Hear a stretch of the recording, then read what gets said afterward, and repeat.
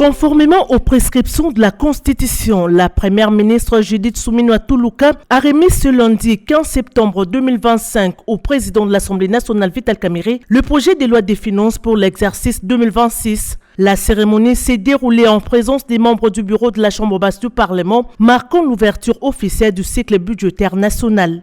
En vertu de l'article 126 de la Constitution, le gouvernement est tenu de déposer les projets de loi des finances au plus tard le 15 septembre, avant l'ouverture de la session parlementaire ordinaire. En respectant ces délais, l'exécutif honore cette exigence constitutionnelle et engage le processus de planification des ressources et des charges de l'État pour l'année à venir. La première ministre a indiqué que l'enveloppe globale de ce projet s'élève à 59 000 milliards de francs congolais, soit 20,3 milliards de dollars américains, représentant une progression de 16% par rapport à l'exercice précédent. On a évidemment un accent sur les questions sécuritaires, mais aussi sur toutes les questions qui concernent l'agriculture, les infrastructures, l'énergie, l'éducation, la fonction publique. L'agriculture, vous verrez, quand on regarde à première vue, on a l'impression qu'on a baissé, mais il y a une répartition aussi au niveau des crédits d'investissement des provinces pour l'agriculture, ainsi qu'au niveau du PDL 145 territoires. Et donc ces éléments-là se retrouvent au niveau du ministère du Plan, comme le veut la classification au niveau du budget. Dans le même élan, le gouvernement a également déposé les projets de loi de reddition des comptes 2024, acte qui traduit l'obligation constitutionnelle de transparence dans la gestion des finances publiques. Nous avons accompli notre devoir constitutionnel, a déclaré la chef du gouvernement, entourée du vice-premier ministre en charge du budget Adolphe Muzito, du ministre des Finances Dodo Fwamba, du ministre d'État chargé des relations avec les parlements Guy Luando, du ministre de la Communication et Médias Patrick Mouyaya, ainsi que du vice-ministre du budget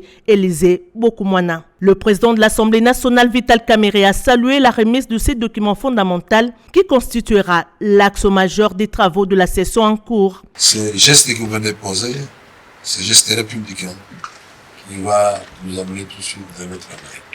Nous avons promis aux députés après consultation de tous les caucus que nous aurons une conférence élargie à votre équipe ici qui traite des questions de budget et de finances.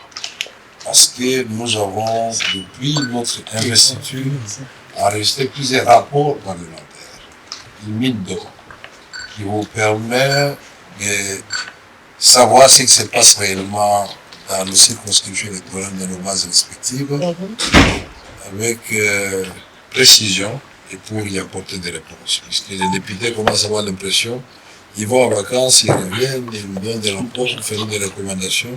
Il n'y a pas de suivi. Maintenant qu'il y a un ministre chargé des relations avec le Parlement, dès que nous aurons fini cette réunion, je crois que, comme le président l'avait dit à l'issue de la réunion interinstitutionnelle, et ces résolutions-là, et les différentes réformes que nous allons faire parvenir, nous allons multiplier la collaboration pour que cela puisse aboutir rapidement.